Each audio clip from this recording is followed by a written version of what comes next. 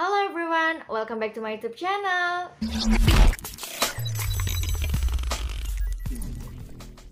Oke, di video kali ini aku akan membahas tentang seleksi administrasi PPG Prajabatan yang diadakan oleh Kemdikbud.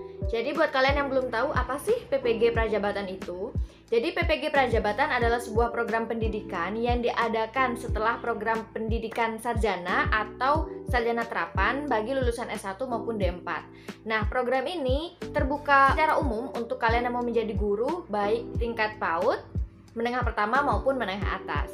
Nah, buat kalian yang sudah mengikuti PPG ini, nanti kalian akan mendapatkan sertifikat sebagai pendidik profesional. Namun tentu saja untuk mengikuti program PPG Prajabatan ini terdapat beberapa rangkaian seleksi, terdapat beberapa rangkaian tes yang harus kalian lalui. Oh ya, sebelumnya kabar baik banget karena sekarang sedang dibuka PPG Prajabatan gelombang kedua dari kemarin tanggal 26 Agustus itu sampai nanti tanggal 26 September. Nah, untuk informasi pendaftaran yang lebih detail, kalian bisa melihat di website resmi mereka yaitu di ppg.kemdikbud.go.id.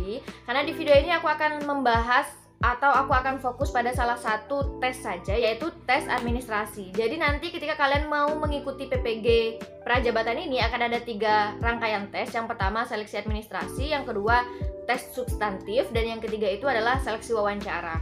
Nah, untuk seleksi administrasi ini adalah seleksi yang paling awal yang harus kalian lakukan sebelum kalian nanti bisa mengikuti 2 seleksi berikutnya. Nah, dalam seleksi administrasi ini akan ada 2 hal. Yang pertama itu berupa data diri dan yang kedua berupa esai. Kalau untuk data diri ini kita cukup mengisi secara jujur tentang personal informasi kita. Di situ berupa data diri yang sesuai dengan tanda penduduk. Kemudian kita juga diminta untuk mengisi hal-hal yang berkaitan dengan pengalaman kita, pengalaman mengikuti pelatihan, kemudian pengalaman dalam organisasi, pengalaman dalam pengabdian, dan hal-hal yang berhubungan dengan personal information dari diri kita.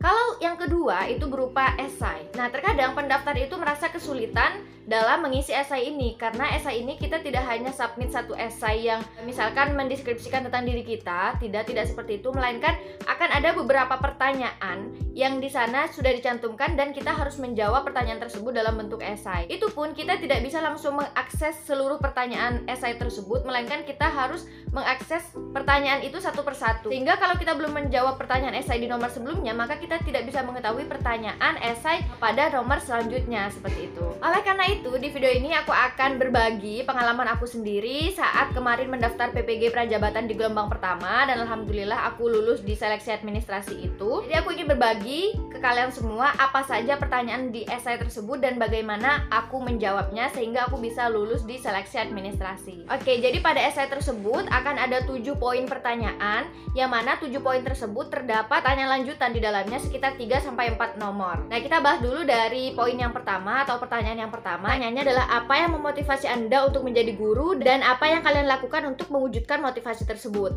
Nah, itu pertanyaan di poin pertama, yang mana di bawahnya terdapat 3 pertanyaan lagi, yaitu tantangan yang kalian hadapi, itu pertanyaan yang pertama. Kemudian yang kedua adalah kelebihan yang kita miliki yang dapat mendukung peran kita sebagai seorang guru, dan yang ketiga itu apa hasilnya. Oke, untuk menjawab pertanyaan pertama ini kalian harus melakukan refleksi terhadap diri kalian ya. Kira-kira apa sih yang memotivasi kalian untuk menjadi seorang guru, seperti itu.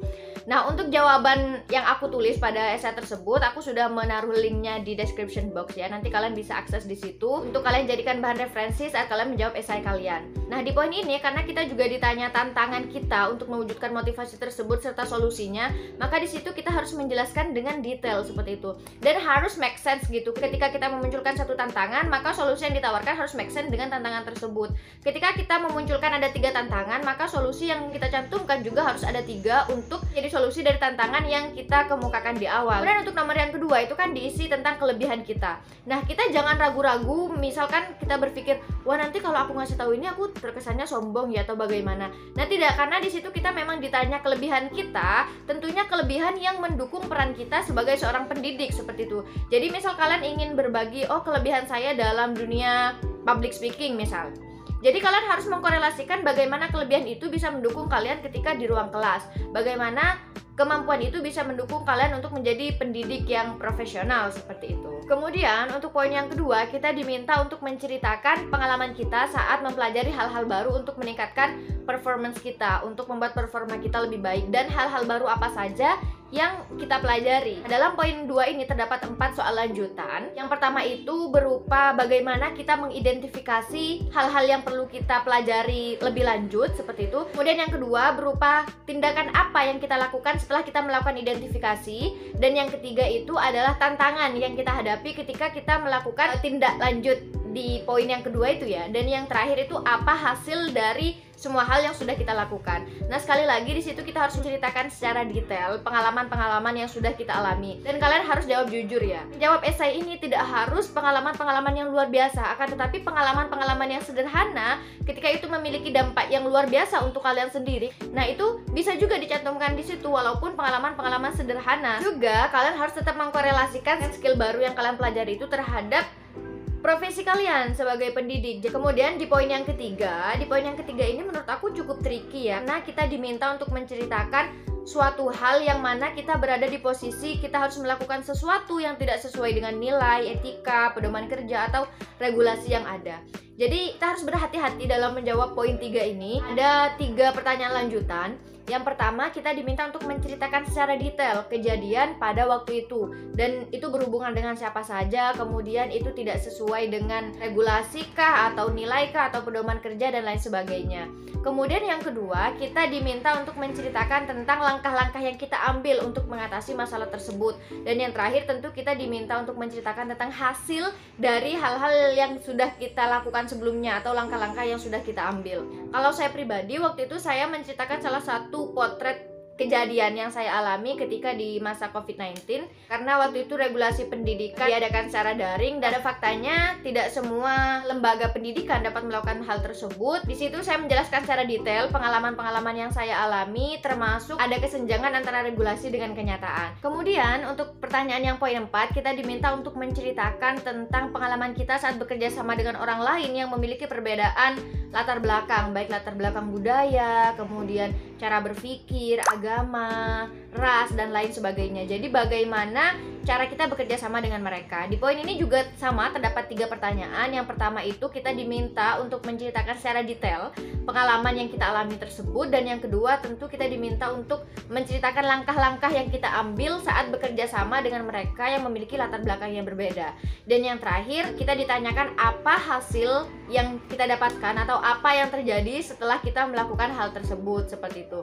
Nah, kalau di esaiku, di situ aku menjawab beberapa pengalaman. Jadi tidak hanya satu pengalaman ketika aku mengikuti sebuah program yang di dalamnya terdapat banyak orang dengan latar yang berbeda. Kemudian aku juga menulis tentang pengalaman aku saat mengajar dengan guru-guru yang memiliki perspektif yang berbeda, seperti itu. Nah, untuk lebih jelasnya kalian nanti bisa klik link yang berisi esai aku yang sudah aku taruh di description box ya. Well, untuk poin yang kelima, kita diminta untuk menceritakan tentang pengalaman kita saat mengembangkan potensi atau kemampuan orang lain. Nah, kalau di pertanyaan sebelumnya tadi kan ada pertanyaan bagaimana kita atau pengalaman kita saat mempelajari hal-hal baru. Jadi itu untuk mengembangkan diri sendiri. Nah, di poin ini, pengalaman kita saat mengembangkan kemampuan orang lain. Di sini terdapat 4 pertanyaan lanjutan. Yang pertama itu berupa bagaimana kejadian atau situasi ketika kita mengalami hal tersebut. Kemudian siapa orang yang kita kembangkan kemampuannya, dan juga kenapa sih kita mau mengembangkan kemampuan orang tersebut. Kemampuan orang lain yang dimaksud di sini bisa berupa anak didik atau rekan sejawat ataupun sebuah organisasi atau komunitas yang dimana kita menginisiasi sebuah program ya atau kegiatan untuk meningkatkan kemampuan mereka, seperti itu. Kemudian untuk pertanyaan yang kedua, di sana kita ditanyakan tentang fokus pengembangan. Kemudian yang ketiga, langkah-langkah. Tentu kita ditanya langkah-langkah yang dilakukan untuk mewujudkan atau untuk meningkatkan kemampuan mereka. Dan yang terakhir, hasil yang didapat. Jadi kalian harus secara detail menjelaskan kira-kira apa hasil yang didapat setelah kalian melakukan pengembangan kemampuan bagi mereka. Oke, kemudian untuk poin yang keenam, kita diminta untuk menceritakan pengalaman kita saat mengambil suatu keputusan yang penting, baik dalam pekerjaan, organisasi, komunitas, atau apapun. Nah, di sini terdapat 4 pertanyaan lanjutan berkaitan dengan pengalaman kita untuk mengambil keputusan yang sangat penting itu. Yang pertama, apa yang menyebabkan kita untuk mengambil keputusan tersebut dan peran kita di kejadian tersebut sebagai apa. Yang kedua, bagaimana kita mengidentifikasi suatu kejadian tersebut sehingga kita bisa mengambil sebuah keputusan. Kemudian yang ketiga, kita ditanya tentang apa sih pertimbangan kita dalam mengambil keputusan itu, kemudian langkah-langkah yang kita lakukan, dan poin yang terakhir atau pertanyaan yang keempat, kita ditanya tentang hasil dari keputusan yang kita ambil. Oke, untuk pertanyaan yang terakhir yaitu poin ketujuh, kita diminta untuk menceritakan pengalaman kita saat kita berada di situasi di mana kita memiliki kegiatan yang waktunya hampir bersamaan atau bahkan waktunya bentrok gitu ya. Nah, di situ ada 4 pertanyaan lanjutan. Yang pertama itu kita diminta untuk menjelaskan apa saja sih kegiatan-kegiatan yang waktunya hampir bersamaan itu. Nah, kemudian yang kedua kita diminta untuk menceritakan apa yang kita lakukan atau langkah yang kita ambil untuk mengatur kegiatan itu agar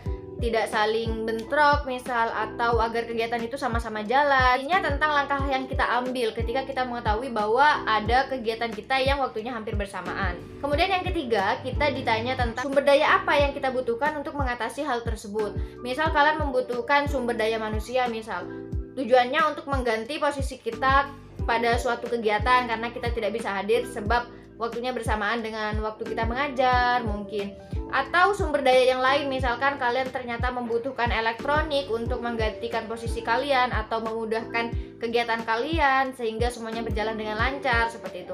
Dan poin yang terakhir, tentu sekali lagi kita di akhir pasti ditanya tentang hasilnya. Jadi kira-kira apa hasil dari keputusan atau langkah-langkah yang sudah kita ambil sebelumnya.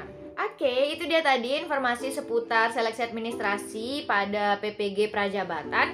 Dan semoga sharing dari pengalaman aku ini bisa membantu kalian juga untuk melewati seleksi administrasi. Nanti di video lain aku juga akan membahas tentang seleksi substantif dan juga seleksi wawancara, karena kebetulan aku sudah melalui tahap itu semua. Nah, untuk kalian yang ingin menjadikan esai aku yang aku submit kemarin sebagai referensi kalian dalam menjawab esai kalian, kalian bisa saja download esai aku di link Google Drive yang sudah aku taruh di description box. Di sana kalian bisa langsung aja menuliskan alamat email kalian di kolom komentar ya. Jadi nanti aku akan memberi akses kepada kalian untuk mendownload file tersebut. Oke, itu aja sharing kita pada video kali ini. See you next video.